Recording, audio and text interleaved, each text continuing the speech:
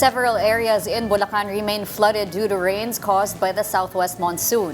And for the latest, mobile journalist Daniel Dayao is on the ground. Daniel, gaano pa ba kataas ang baha dyan?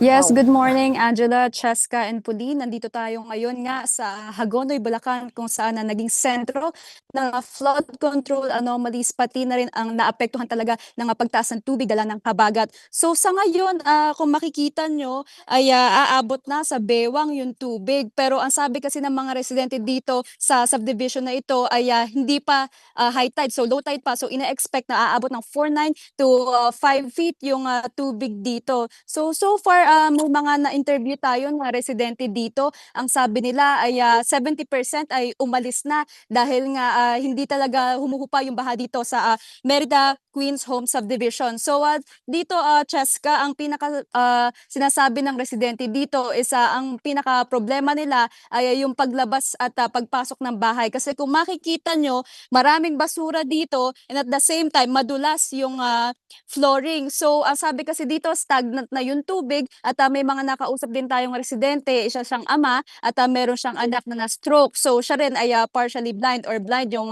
kanyang kanang mata. So ang sabi niya sa atin, talagang dagok to para sa kanila dahil yung pang araw-araw nilang paglabas ng bahay, yung pang araw-araw Daniel? na pagtulog, isa yun sa kanilang mga nagiging problema. Daniel, can you hear me? Ayan. Daniel, nakakagulat talaga yung level ng baha sa likod mo, no? Kitang-kita rin namin dito.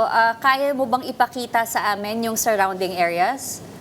Okay. So sige, iikot ko na lang din kayo dito, Cheska. Medyo magdadahan-dahan lang tayo dahil madulas talaga yung Ingat ka, Daniel, tubig dito. Okay. So kung makikita nyo dito, parang mala ghost town na talaga yung bahay, yung mga kabahayan.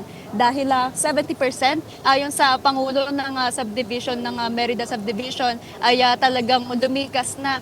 Kasi nga hindi talaga bumababa yung tubig dito at ang sabi nila sa akin ay yung mga bahay na iniwan daw ay nalooban pa. So isa talaga yon sa mga nagiging issue dito bukod sa basura, may mga nanloloob daw sa bahay na isa daw yon sa naging issue. Pero apart from that, kung makikita nyo, yung iba namang nandito is may mga aso pa, may mga alaga.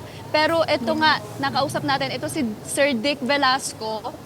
Siya yung nag-aalaga ng kanyang anak na na-stroke. So kanina, nakausap natin siya at isa nga sa kanyang mga naging sentimiento is that ilang taon na dito, Cheska, silang baha at wala pa rin daw nagagawa. So medyo nadudulas lang tayo.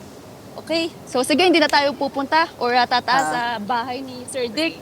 So ingat ka, Sir Daniel. Dick, meron kasi siyang panawagan. Pakinggan natin ito, Cheska. Nawa, ang panawagan ko, maayos yung ating problema sa pagbaha.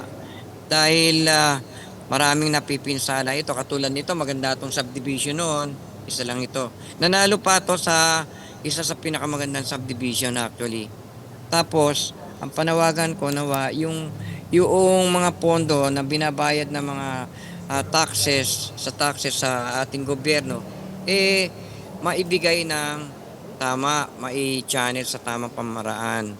So sa ganon, sa tingin ko, hindi naman po ako, yung mga tsaka yung proper engineering, hindi ko sinasabi, kasi na yung planning ba na kahit may plano ka, kung nawawala naman yung pera mo, paano naman po yun? Kaya kailangan po, masasabi ko po, gamitin yung pondo sa tamang pamamaraan para hindi tayo nagsasuffer ng ganito, hindi lang dito Okay. sa aming subdivision po. Thank you, Okay. Daniel. Salamat Sana marinig ang panawagan ni Sir Dick. Thank you so much, mobile journalist Daniel Dayao.